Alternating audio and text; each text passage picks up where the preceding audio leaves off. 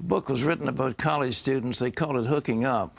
And sexual permissiveness is common in America today, especially among the younger generation. But new scientific research says that people who are sexually active now may regret it when they get married. Here's reporter Paul Strand. Imagine if science could prove sleeping around in your youth could ruin your chances of having a happy, fulfilling marriage later. That's what Dr. Joe McElhaney of the Medical Institute for Sexual Health in Austin says new research shows. Neuroscientists have produced a lot of information just in the past few years. This is new. And he reveals in the book, Hooked, the most modern neuroscience available to man today. Research using brain scans now shows powerful chemicals are released during sex that should create a powerful, everlasting bond. For women, their brain secretes oxytocin that causes them to bond emotionally to that man. Men secrete a hormone called vasopressin when they're having that kind of intimate behavior, and it bonds them to the woman. This oxytocin is so overwhelming in a woman's brain that just a 20-second hug can cause a female to become bonded to a male. A 20-second hug. Both sexes get addictive doses of dopamine as well during intimate behavior, which does work well for couples out to create lifelong marriages and stable families. They're addicted to sex and babies result from that. But that bonding, which acts like adhesive tape or Velcro, is weakened when people tear away at its power by breaking off with a sexual partner and moving on from one to another to another. So when it does finally come time to bond permanently with a spouse, the ability to bond is damaged. The brain actually gets molded to not accept that deep emotional level that's so important for marriage. One huge result of this for the permissive? When they do marry, they're more likely to have a divorce than people that were virgins when they got married. Across much of the culture, this big scientific news isn't known and certainly isn't much communicated to youth, who these days live in a sexual Wild West. Teen evangelist Jeffrey Dean runs websites checked out by 250,000 youth every year.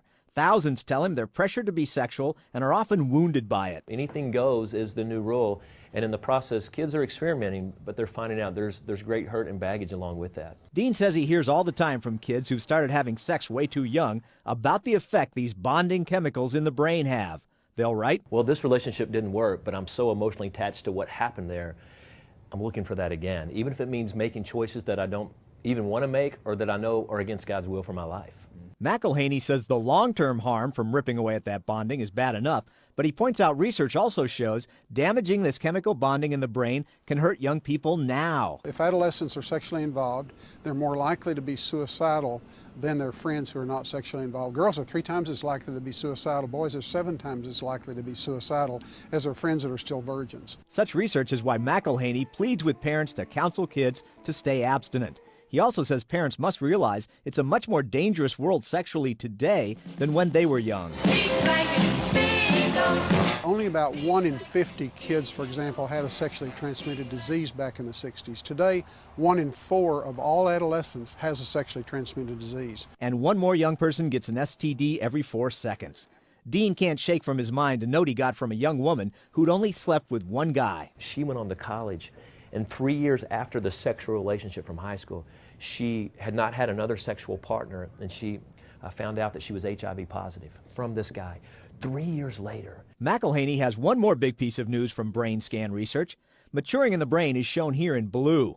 The research shows the prefrontal cortex, where wise decisions and judgments are made, doesn't fully mature until the mid-20s. So it's impossible because the brain tissue is not there in a mature way for kids to make fully mature decisions. We're talking 24, 25, 26, before the brain is really mature. So McElhaney and Dean both insist parents have to guide and keep guiding their young people.